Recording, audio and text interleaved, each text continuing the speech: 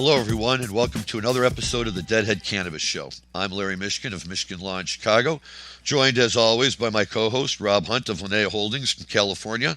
Rob, how are you doing today? I'm great. Just fired up to talk some Grateful Dead and weed. Let's get to it.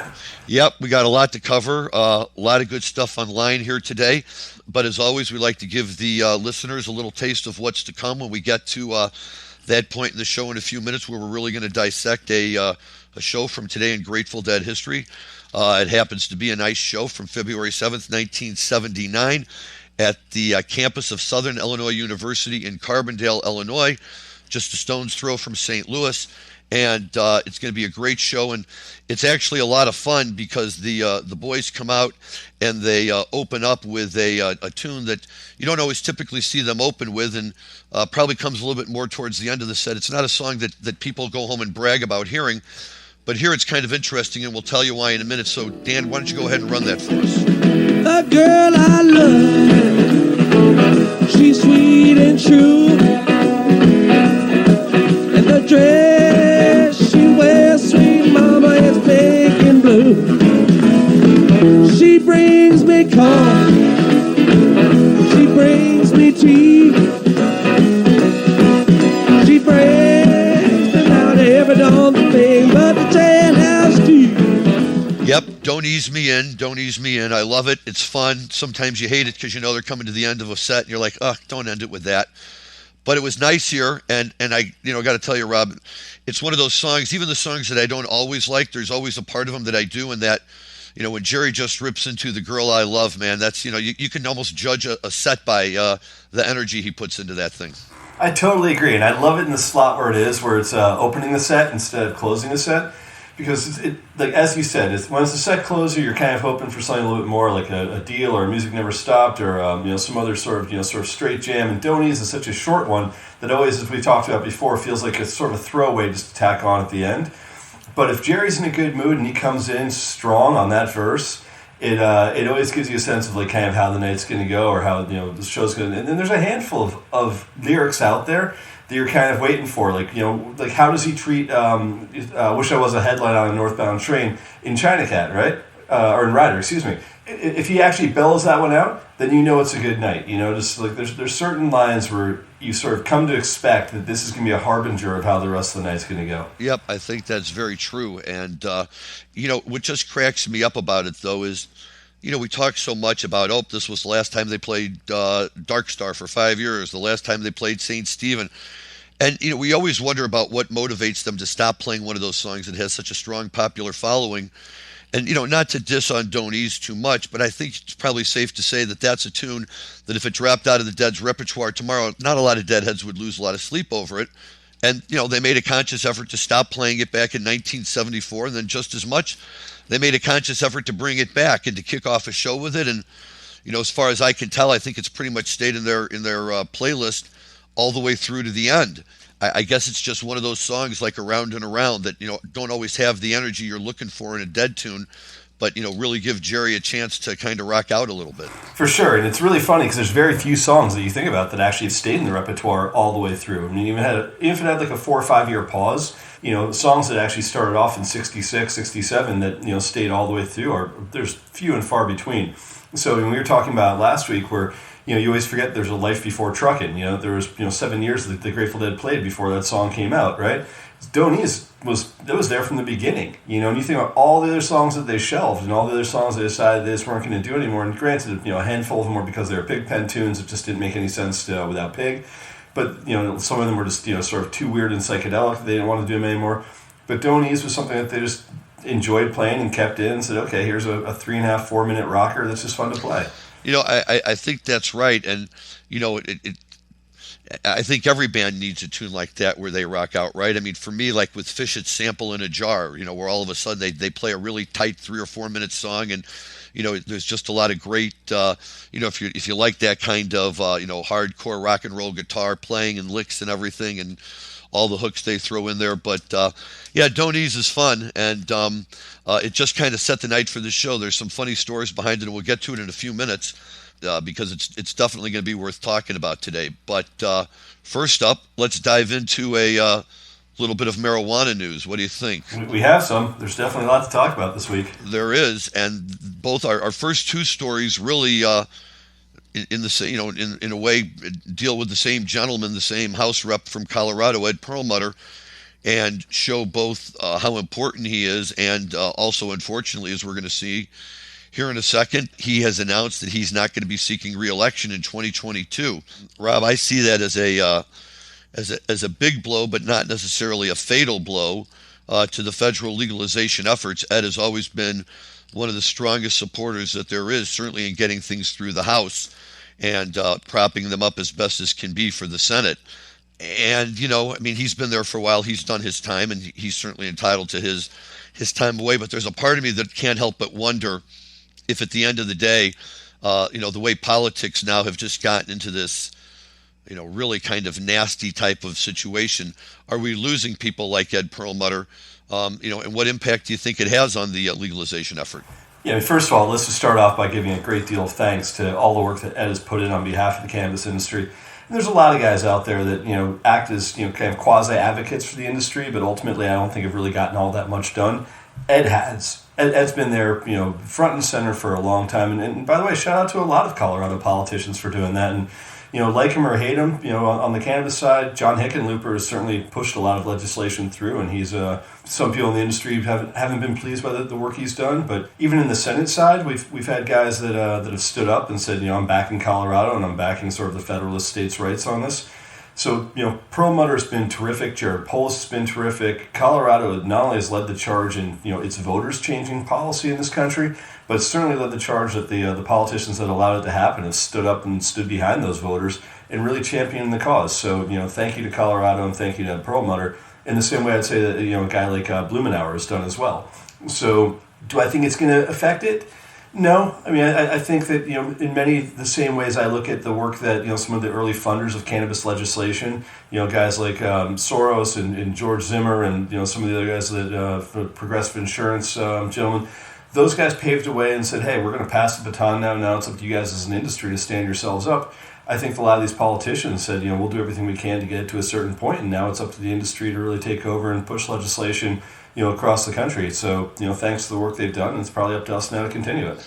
Well, I think that's fair, and I think that's a nice tribute to Representative Perlmutter, and yes, to the state of Colorado, where even many of their Republican legislators and senators have been very, very much pro-cannabis because, of course, it benefits their state to such a great degree. They can really see that, and it's a wonderful thing. And of course, for Ed, really, it might be fair to say that one of the landmark things that he's done in this area is help author the Safe Banking Bill, which we've talked about before, that would allow banking services, traditional banking services, to be provided to licensed cannabis businesses in those states that have cannabis laws and statutes, whether it's medical or adult use.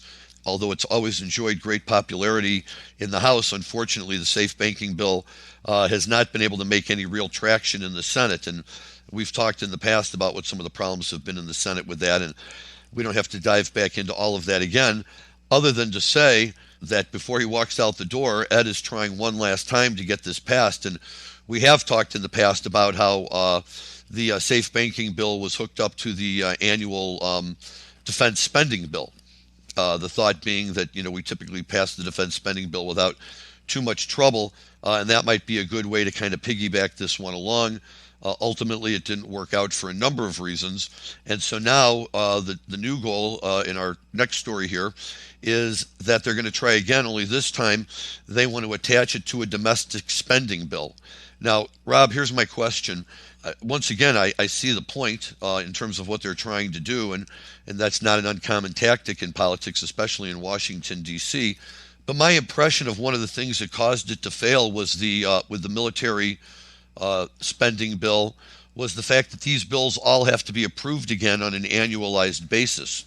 And by passing it, the Safe Banking Act is attached to one of these bills, doesn't that necessarily bring it up again each year that the host bill that it's attached to gets brought up to see how it's going to be changed or be renewed? And although we're always going to have domestic spending and military spending, there's no sure bet that each year Congress will pass it with the Safe Banking Act attached. No, there isn't. But at the same time, if we've got any sort of comp to look at, it's that the previously known as Rohrabacher-Farr, and then the now it's called the Blumenauer Amendment. That does get tacked on every year to the omnibus spending package, and it's now passed, I think, for 10 or 11 years running.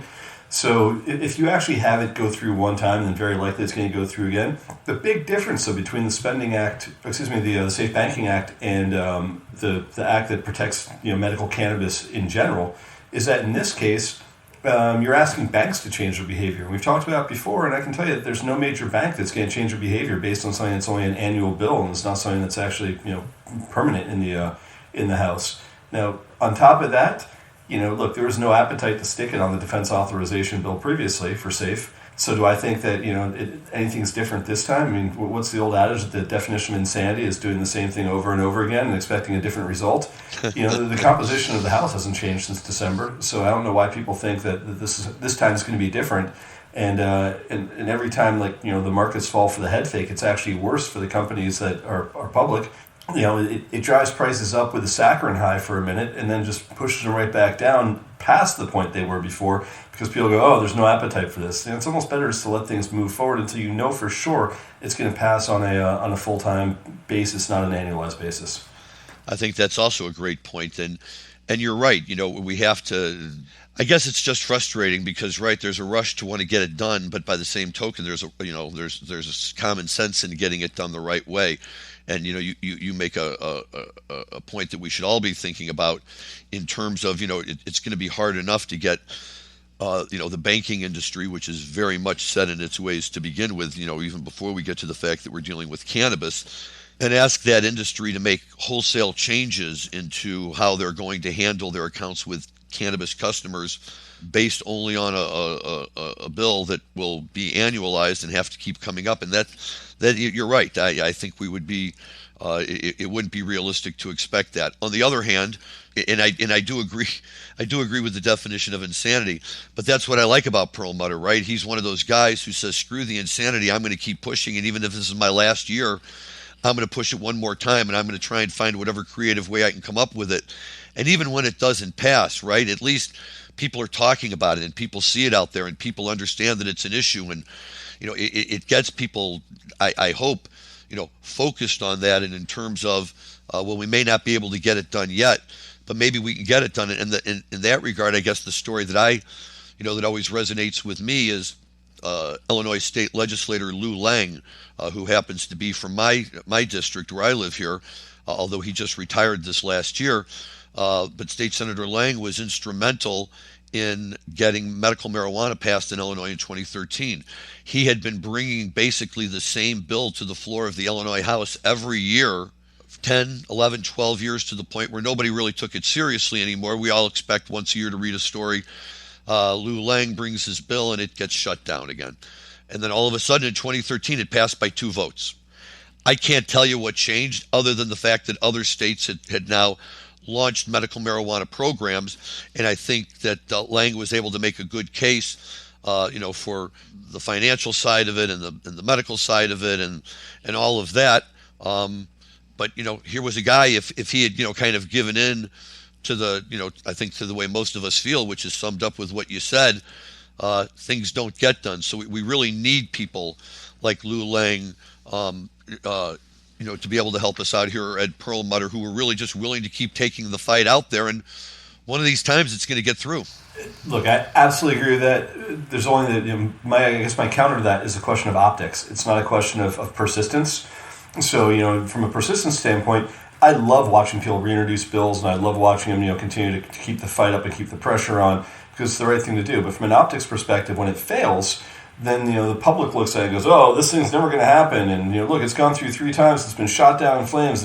So in some ways, I understand sort of the Mitch McConnell way of doing politics, which was you never put something on the floor unless you know the result. Same way as an attorney, you don't ask a question in a deposition or on the stand unless you know what the answer is going to be, right? If there's anything that you're leaving to chance, it's best not to do it. So sometimes I think that when it comes to introducing a cannabis bill to the floor, introduce it when you know it's got the votes to pass, or when you know it's got the, if it's not going to pass, is there any sort of political capital that's gained by putting other people on their back feet by forcing them to say no to something that is terribly popular in their district?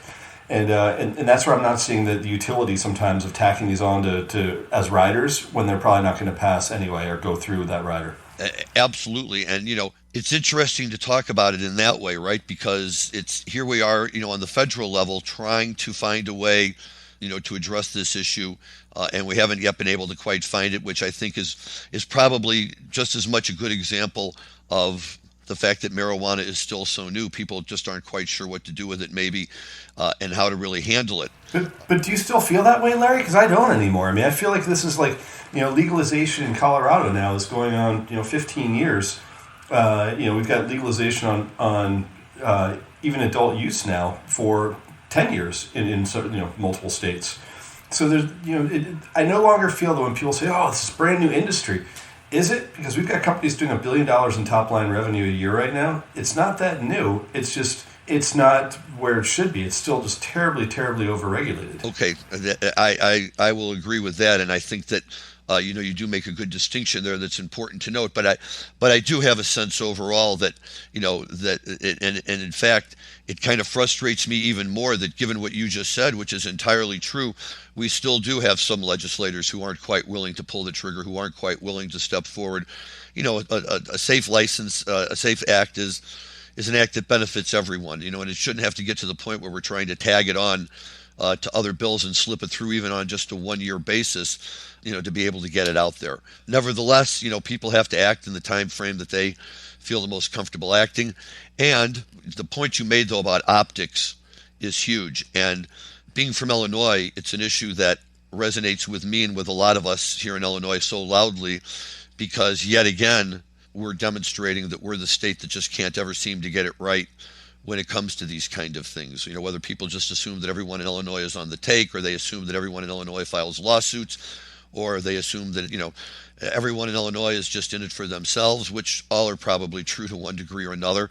But we all know that licenses that were supposed to have been issued by April of 2020 and then July of 2020, dispensary and craft grow, have kind of finally been awarded, but not in any kind of a final way. The dispensary licenses that have been issued have not been given the green light to go forward.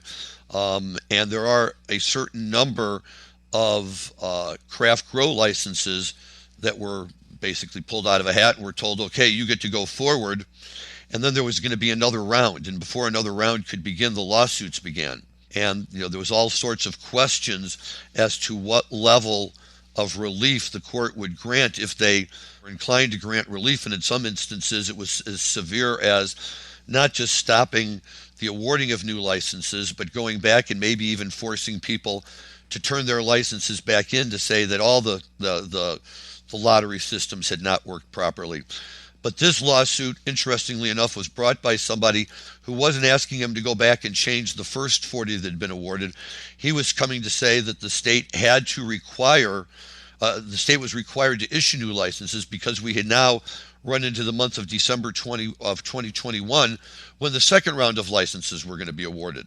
And the idea was that we'll go sue in court to get them to basically enter an order of mandamus, right, to tell these guys this is what you have to do and to get this program up and running.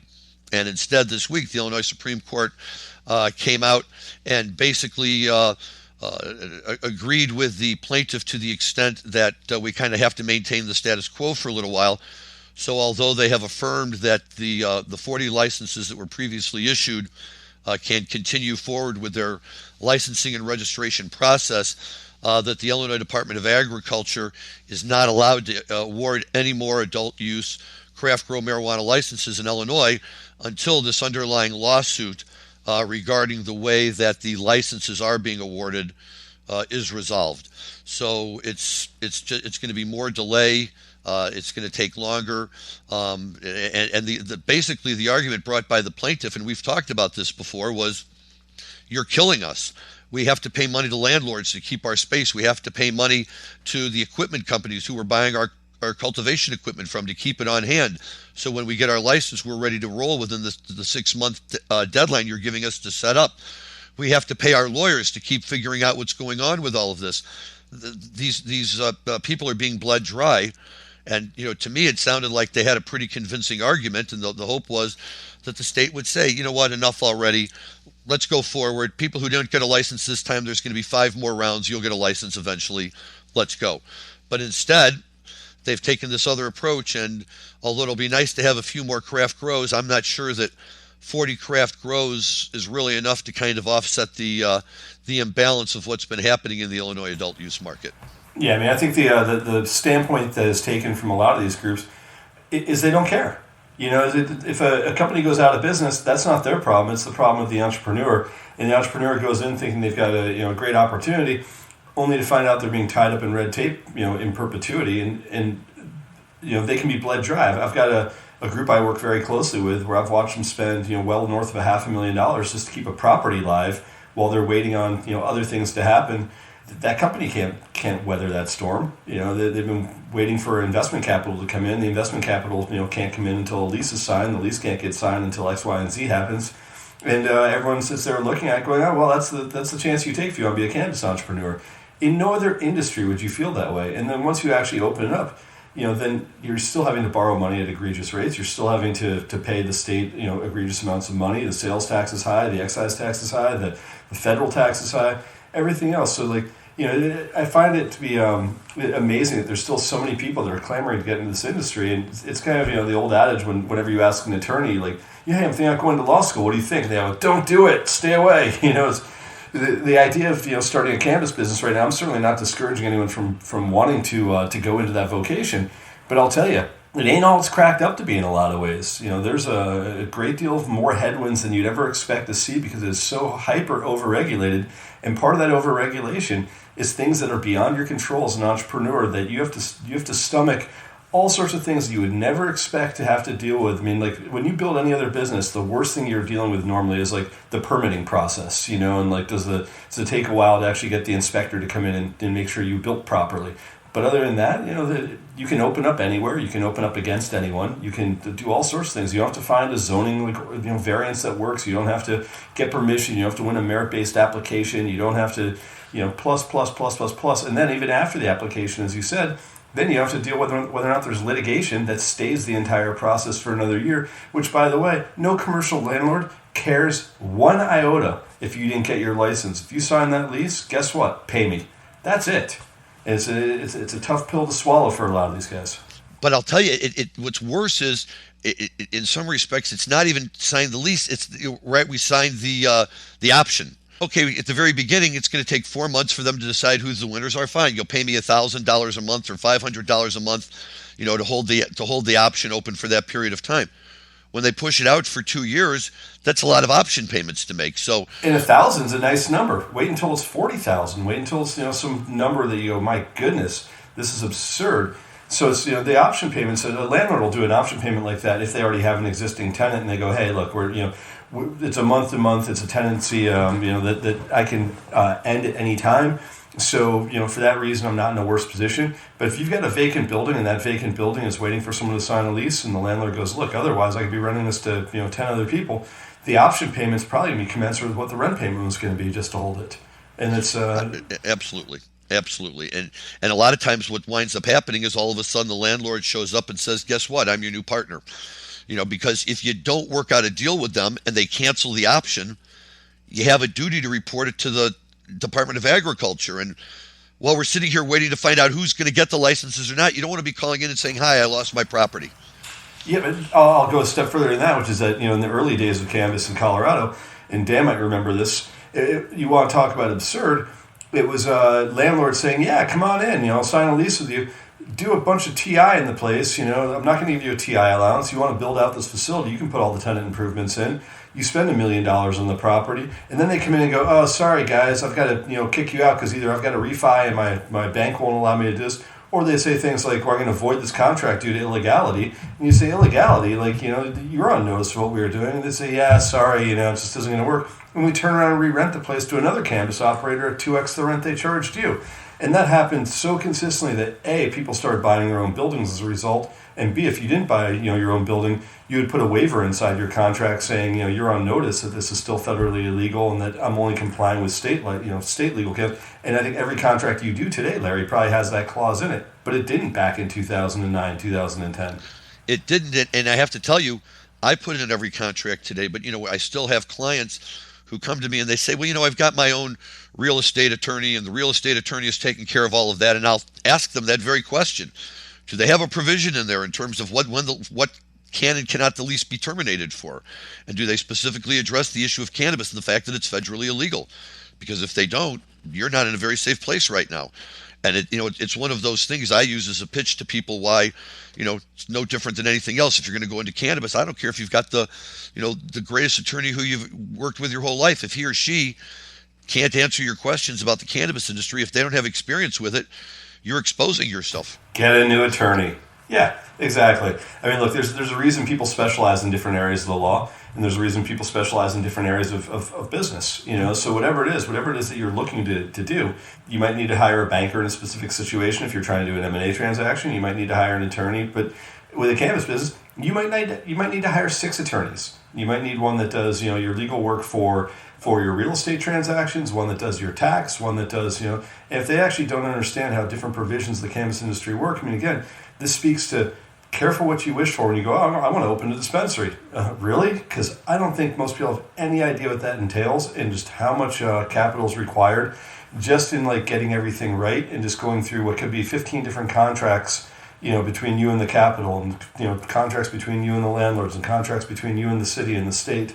There's a lot that needs to be done there.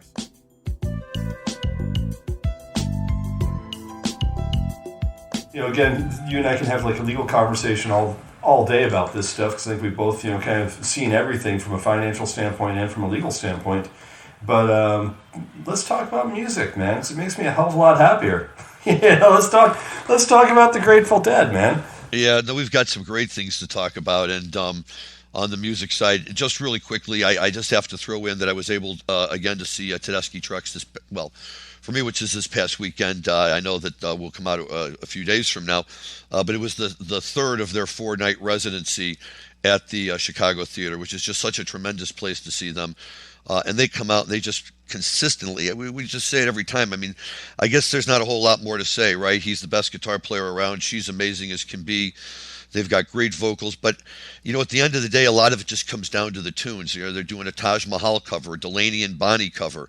Of course, we get our share of a Great Dreams from the Allman Brothers, and then they go and they decide they're going to do a Dylan song, but they don't just do any of the Dylan songs that are typically being played. They go deep into his catalog to pull out Down in the Flood, and play it as though that they do it all the time, as good as it is. And then, of course, the encore really, I think, should probably be the theme song for our show, Let's Go Get Stoned, from the Coasters. But, they're playing that, and they got everybody on their feet clapping and yelling, and they're just up there having a great time. And it's great to have live music, and and they're a great band to go see.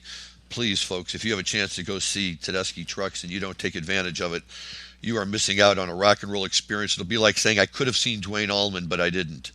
You don't want to miss this guy. He's that good. No doubt. And also, I think we should give a shout out to the anniversary, the 29th anniversary of the album Rift coming out by Phish, which I think was released on Groundhog's Day in '93. So this week I've been listening to a lot of Rift as a result of kind of going, oh yeah, I forgot that one came out. And it's amazing that it's been 29 years. And I always think about how long ago it's been since some of the Grateful Dead stuff we listened to, but you forget that Panic and Aquarium Rescue Unit and Blues Traveler and Spin Doctors and all those guys all came out hitting their first strides 29, 30 years ago, of just when all those bands popped, sort of the post-Horde Tour success that all those bands had when they're all individually terrific. But I'd say 93, 94, 95, I'd say that Horde Tour did a great deal to influence everything we know about jam band and live music going forward, and that all happened kind of in a period of creativity with all those bands that brought us Jimmy Herring, and brought us Trey, and brought us Popper, and brought us Chris Barron. So really, really cool stuff with a bunch of artists that we're now looking 30 years back on that as well. Well, I'll tell you, it's funny that you mentioned Groundhog Day, only because today we're actually taping on Groundhog Day, even though this will air a few days later. But this is the 38th anniversary of my group of East Coast Deadhead buddies and I, who would always look for things to do to get together. And as you know, we know this time of year was not necessarily an active touring time for the Grateful Dead. So we'd always be looking for other stuff to do. And my good buddy Dan from Penn suggested that we all meet up in Punxsutawney, Pennsylvania on Groundhog's Day 1984. So my buddy Harold and I drove from Ann Arbor. My buddy Mike and his roommate Petey came down from Ithaca. Dan came over from Penn. We all met up in Punxsutawney and had 2 or 3, it seemed like 2 or 3 days. Maybe it was the movie, I don't know. Most fun you could have sitting around drinking Stony beers and just partying with all the locals and going out for the big event. And if you've never been to Groundhog's Day, yeah, it's worth seeing, but it was a lot of fun. And so just, the fact that that's been 38 years, we were all, my buddies and I were all texting back and forth about how long it's been and thinking we may have to go out there for the 40th anniversary in a couple of years. And who knows, maybe that'd be a great place to do an on-location podcast taping from too. So, we can scoop the world on whether Phil sees his shadow or not. But yes. I always did it a little bit differently, Larry. I usually would, wait to see whether my bong came out of the closet, and if it did, it was 6 more weeks of tour. Or whether your mom had found it and threw it away, which didn't bode well. Exactly. So it's, you have to find ways that guaranteed more shows for you. So I'm like, my bong saw its shadow through the window. So I guess 6 more weeks of summer shows. No, that's excellent. That's actually very funny. And yes, I think that it could be just like that. And and speaking of summer, there's going to be so much good music this summer. And one of the things that I just saw pop up is Dark Star Orchestra doing their ninth Dark Star Jubilee from Legend Valley in Thornville, Ohio, at the end of May, and they're gonna do 6 sets.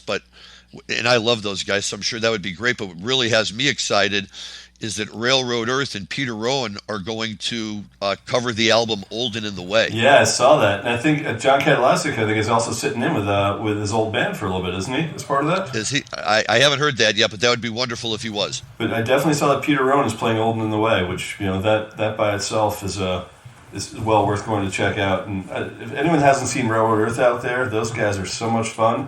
They're just, for Jersey bluegrass pickers, they pick as well as anyone does. Yep. So, just seeing that gets me excited and gets me thinking about, the upcoming summer and hopefully having a chance to go out and see some great shows. And just one other thing to throw in here that's always fun to talk about. Dave's Picks 41 has dropped.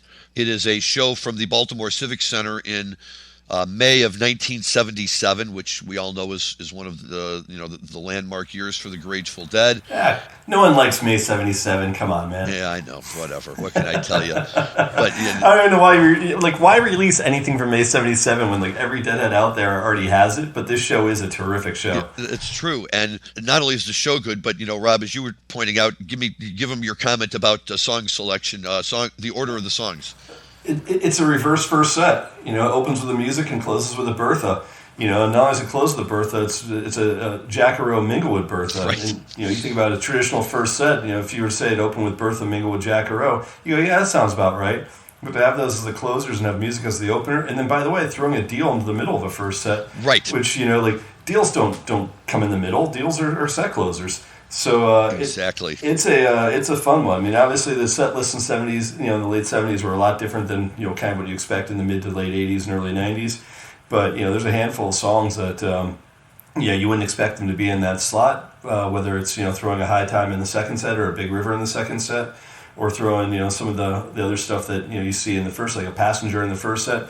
It's just it's a bit of a reverse set list, but the first set specifically, it almost feels like someone woke up and played it backwards. It does, and in all fairness to her, Donna gets a little airtime here with Sunrise, so it's a equal opportunity set. You had to ruin it, didn't you? Hey, come on now, We all love Donna, and I do love Donna, but I'm not a huge Sunrise fan in any slot. No, well, neither was I. At least I never tried to play France, so I guess that's the benefit there.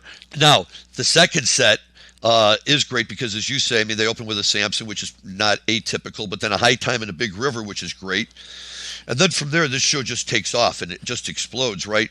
Terrapin into Estimated into Eyes, into not fade, into going down the road, back into then into Around and Around.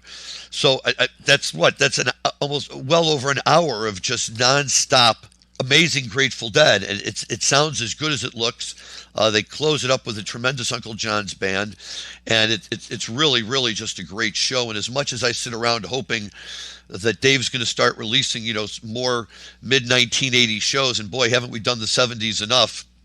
No, the short answer is you cannot get enough of May 77, and this is just a great one to listen to. Yeah, I agree. Definitely worth pointing out. And again, thank you to David Lemieux for continuously putting out great music. With all the choices you have to listen to music out there, there's still nothing better than a remastered CD that really gives the full feeling. As good as some of those archive.org posts are out there, they don't do justice to what can be done if you actually go back into the studio and remaster. And I appreciate the work that Dave Lemieux and before that Dick Latvala put in to do this work. It's true, and one thing that's not apparent from just looking at a set list, if you're calling up the show on your computer, is the order of the songs on the CD. Now the concert itself plays out, first set on disc 1, second set split between disc 2 and 3, pretty common. But at the end of disc 2, they drop in some filler material, and the filler material is the song U.S. Blues from Deer Creek, July 19th, 1990. And sharp listeners will remember that we have talked about the Deer Creek show because that was released as Dave's Picks number 40. And now when I'm first looking at this, a filler tune that's sometimes okay, fine, they buckle back in the encore out of order, but usually from the same show or maybe from the night before or the night after.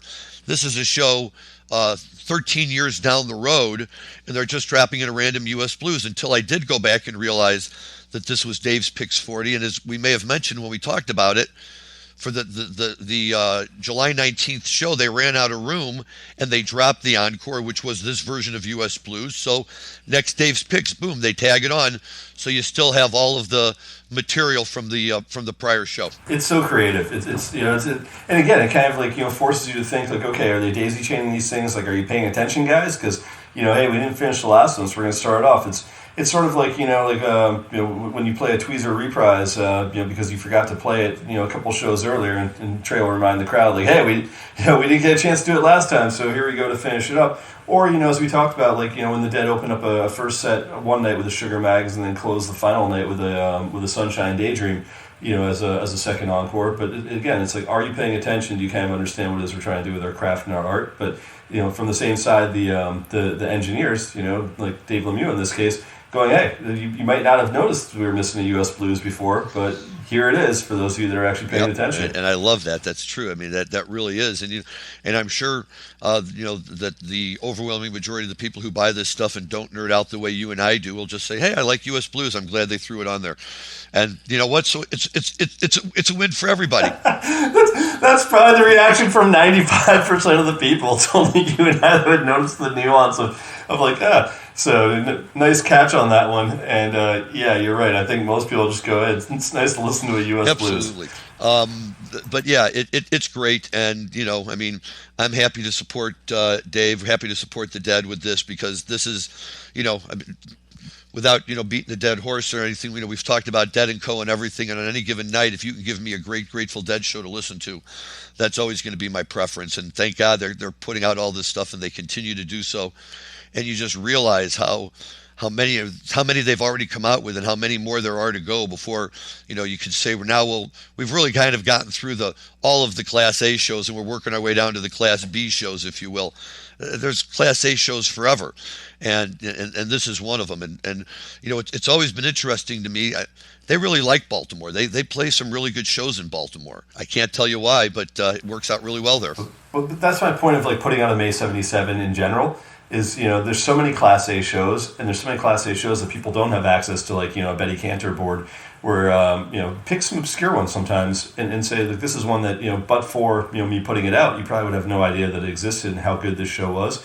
But as I said, whenever I go to Heady version, or I go to Dead Bass and see what the best version of the song is, 9 times out of 10, the song that's picked as the best version is a song from a tape that was very widely circulated and very widely traded, and that everybody had in their collection. So everyone's like, oh, of the 50 tapes I have, that's my favorite. Well, those 50 tapes are the ones that were, traded around to everyone. Once in a while, you catch something where you're like, wow, I've never heard that before, and it completely blows your mind. Those are the ones I wish, Dave Lemieux would actually pick, and he does a good job with that as well. But, I'm not knocking Baltimore, I'm not knocking 77, but I'm just saying I'm always more impressed by ones that, like, I've never had a chance to listen to. And now I've heard them remastered for the first time, and they just completely and totally blow me away. Well, it's like for one of the last Dick's Picks when they came out with the houseboat tapes, right? And I mean, stuff that had been talked about and rumored to have existed for years, and so nobody had heard it. And when they finally found the tapes and they were able to remaster them and put it out, to me that was a classic moment, because you're right, it's almost impossible these days to find some Grateful Dead that you haven't even heard that version or something very close in time in that time period. They do a great job, and I guess when you love the Dead that much that you can be as excited walking into the vault on 10 years later as you were on the very first day. And I'm sure Dave Lemieux is. He sure sounds like it. I know I would be. You know my feeling, man. I like February 79 probably more than I like May 77. So let's talk some 2779, because you picked this one out today, and there's obviously a good reason, and it's pretty much because it's a straight rocker. It really is a straight rocker, and it's a wonderful show. It's from a great location. Me being from St. Louis, I have a little bit of an affinity for SIU Carbondale. Every summer they had the Mississippi River Musical Festival there with all sorts of acts from all over the place. They had a lot of big bands that came through and did landmark concerts there. And it was only fitting for the Dead to finally make their way through there. I like to really think of it as an extension of the St. Louis market, not unlike Alpine Valley being an extension of the Chicago market. So, maybe it was a little bit of that St. Louis magic rubbing off on them as well. It's a very, very solid show, but what I love about this show is the backstory that goes along with it. And that backstory is, we're not breaking new ground here.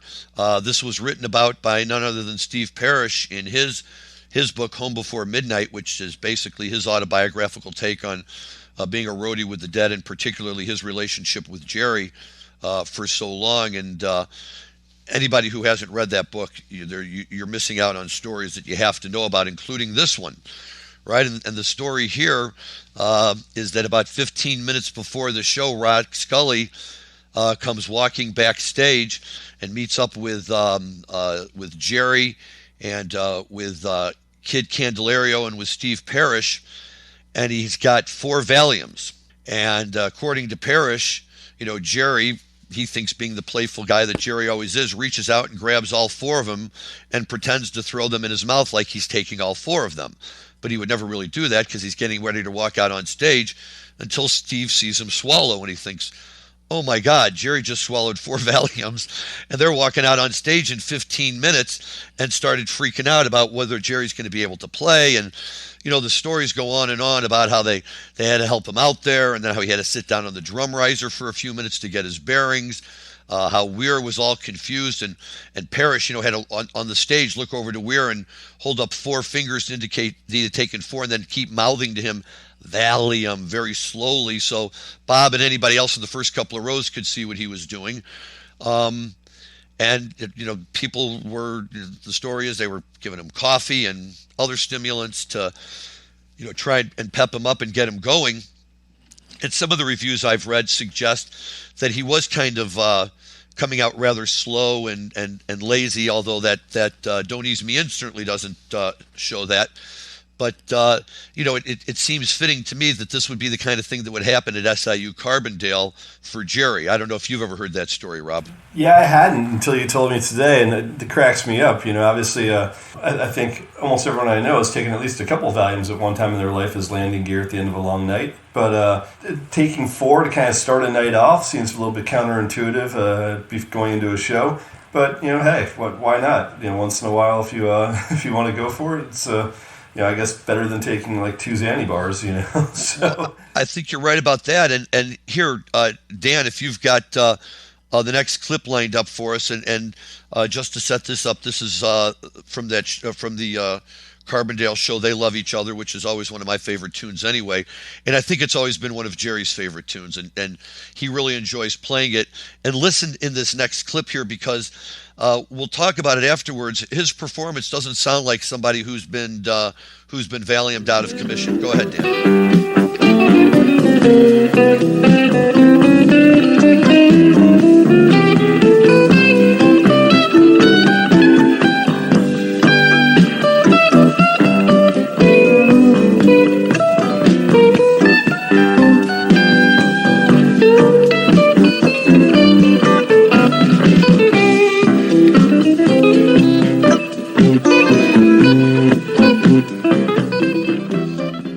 Wow, I mean, I don't know about you, Rob, but if I'm going to see Jerry on any given night with the Dead, and he starts coming out and playing licks like that, I'm not thinking, wow, this guy must have had a little too much to drink or to swallow backstage. There's nothing wrong with those licks. Not at all. Yeah, that's certainly not 4 Valium. So I don't know. I mean, maybe Parrish's memory is a little different. I always think that Steve is prone to some storytelling, but I can't imagine that he'd be making it up, or Jerry just had a high tolerance to be able to put down some sedatives. Well, that I would believe, unfortunately. I wish I didn't, but that I would believe. But I'm also wondering if, Garcia didn't pull a little sleight of hand on them and he really didn't swallow the Valiums, but they thought he did, and maybe he had some fun with them that way. Who knows? But either way, it's just more Dead urban legend lore, and I just think it makes the idea about what was going on stage and how they were all feeling about it, really kind of interesting, and that's always the fun of the Dead show. You just don't know what Jerry or any of the guys are going to do, and I think their hallmark was pushing the envelope, but then demonstrating that even when they did, they could still go out and perform like professionals. Yeah, and I've always wondered, having hung out with a lot of bands that like to party, whether or not some of those guys make a point of saying, okay, like, how banged up can we get, and see if we can still perform at a high level. And sometimes it works, sometimes it doesn't. You look at sort of the classic examples of like the Amy Winehouses or the Jim Morrisons out there that are notorious for kind of flubbing it, or even like the Weens of the world, where Dean Ween and Gene Ween were notorious for are they going to show up and play the show or not. But there's other guys that were able to hold it together while they're really, really fucking high. So I'd like to think the Grateful Dead were kind of the test pilots on that, starting off in like 1967. But I wonder if there's sort of like, hey, what do you think, guys? Let's try this one on for size and see how it goes, and see if we can't push some experimentation that's based on the influence of some sort of outside stimulant or relaxant or whatever it is. Well, sure. I mean, look, let's not forget, these guys were the ones who went to all the acid tests, and they drink a cup or two of Owsley's acid all mixed up, and then they'd get up in these weird, totally bizarre settings and play for hours and hours and hours on end. So, it seems to me that they kind of had that ground covered already. Yeah, I used to do it with sports. I used to try to push the envelope and try different psychedelics and see if I could still ski at a high level. So sometimes it worked okay, sometimes it didn't. But different psychedelics would affect me in different ways. But there's times you terrify yourself and go, yeah, probably bridge too far, and other times you'd be in a really nice groove and it would work out great. And that's true of look, as long as I'm not behind the wheel of a car or operating heavy machinery, I'm pretty much okay with what my experimentation is, as long as I don't think it's going to hurt anyone else, right? And playing music is probably about as fun a place to experiment as anywhere. If you're up on stage and you got the chance to tweak around and get into a different groove than you might otherwise be in, that's the whole idea of changing your mental state, right? Absolutely. I think that's right. And, probably the most frustrating thing about this show is that I haven't been able to find it with the entire set list, with the entire show intact. This version that we found on Archive, that we've been listening to and pulling our clips from, eliminates a substantial portion of the show, most of the second set, and big chunks of it, which are unfortunate that we didn't have a chance to listen to and be able to talk about. But a really good Scarlet Fire from that era is played in there, and a number of other things are really a nice Black Peter. I Need a Miracle. I guess the Miracle is on this version of it, but on the set list they close with Bertha Good Lovin', and then U.S. Blues Encore. And I've never seen Bertha that late in the show. I saw it in the second set going into drums. I've seen it open a second set. I've seen it close to the end of a first set. Never seen it, though, almost all the way at the end, and then part of a Birth of Good Lovin', which could also just have easily been an opening combination. Yeah, it's certainly a rare one. It doesn't happen too often to see it like that. I've certainly never seen it in that slot either. For me, I like my Berthas consistently right at the beginning of the show to start it off, kick it into gear. But that's also just the familiarity I had of kind of where to expect it. But like yourself, I've seen it open the second set and I've seen it close the first set before. Yep. So and that's just nice. Just Jerry keeping it fresh for everybody, and we can all appreciate that. That's a nice thing. So that's a great show too. We were joking. There weren't a whole lot of options for February 7th. But we know we've talked a lot about this 1979 kind of winter tour, I guess you would call it. But that was that's for this time of year, if we're looking for shows, that's the primary source to draw material out of. And I would agree with you, Rob, that the first quarter of 1979, we've talked about it even in the context of things winding down with Keith and Brent getting ready to jump in April, and the Dead were really playing very well at that time, and I think they had really found a groove. And they made the change for whatever reasons they felt they had to do it, and then we've listened to shows in 89 and 90 where we see the exact same thing, where they're in a really, really solid groove with Brent, and unfortunately we know that relationship is soon coming to an end. So it's a great time of year to be, it's a great tour to be listening to, just really, really great material. Nice. Well, I think we're going to hear a little bit more of that as we sign off tonight, but I'm pretty fired up, Larry. We got some pretty good guests coming up the next couple of weeks, and we should definitely let our listeners know. I think Jay Blakesberg's coming back to talk with us again. Is that right? Jay Blakesberg is coming back. This will be Jay's third time on our show. He is a true friend of the show, and quite frankly, I find him one of the most interesting characters in the entire Grateful Dead world to talk to. He's known primarily for his photography, for which he should be known. It's outstanding. But Jay's one of those guys who gets to know everybody, and who really kind of makes things happen. And the last time, as fun as it is to hear about all of his photo shoots, the story that blew me away was how he was able to arrange to get Jerry's Wolf guitar out of the Museum of Modern Art from the exhibit it was there, and over to Citi Field a few years ago, so John Mayer was able to play it at the Dead show at Citi Field. And just listening to the story of how they got it set up so John could play Wolf, was a story I hadn't heard. And there's only a handful of guys that can pull that off. There aren't too many people that can actually say, hey, John Mayer needs a guitar, let me make this happen. Jay Blakesberg actually has that kind of internal pull within the organization. He was, for Fairly Well, was the official photographer for the event, and his book came out afterwards that was sent to everyone that had a VIP ticket. He's been there now for years and years and years. And by the way, I haven't actually gotten a chance to speak with him yet. He was on twice when it was just you and Jim. So this is my first chance to actually be on with Jay, and I'm really excited about it. Yeah, you'll for a techno nerd, you'll love it, because he's going to be able to give you everything. And something else he's going to be able to talk to us about, and this is going to be really fascinating. He was down at Playing in the Sand, and he was actually down there already before the show was called off, and he stayed for a few days and did his slideshow that he had put together, this whole slideshow presentation at the resort around the pool in the evenings. And I've heard many comments and read many comments from other Deadheads who had flown down there and then, got the rug pulled underneath them after they got there, and all of a sudden the Dead announced we're not here anymore. And they all gave huge props to Jay for giving them a nightly Grateful Dead event that they could all go and gather together and still kind of get the feel of what they were looking for to be down there with all the Deadheads. So I will definitely want to be hearing about that from him as well. I was about to say, that's going to be pretty much topic number one for that discussion. And who else do we have? We got a couple other people coming back as well, huh? Stu Sallow, I think, is coming back with us. Stu Sallow, hopefully, and also we're going to be having Steve Berkman in a couple of weeks, who's with the Panther Fund. That should be an interesting one too.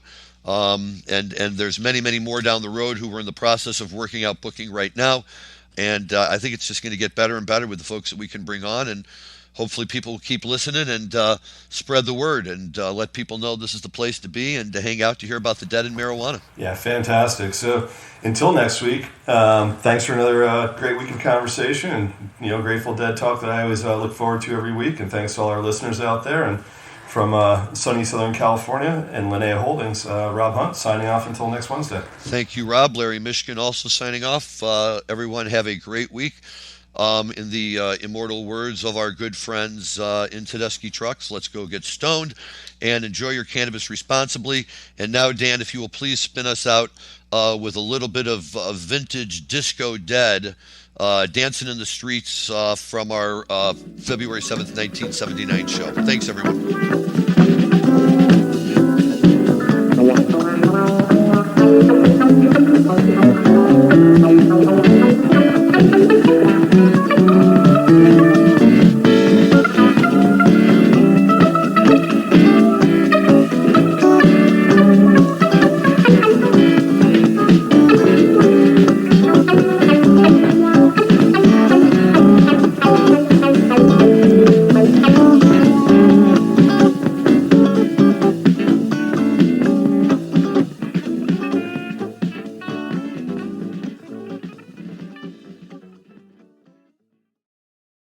Hi, y'all. I'm Jo, host of Casually Baked the podcast. If you're curious to explore the highly responsible side of cannabis, farming, and legalization, I'm here to help lighten the stigma and build your canna confidence. Download episodes now of Casually Baked the podcast wherever you listen to podcasts. And journey with me through the evolving cannabis culture and discover how and why people like you are adding cannabis to their wellness toolkit. It's time to get casually baked.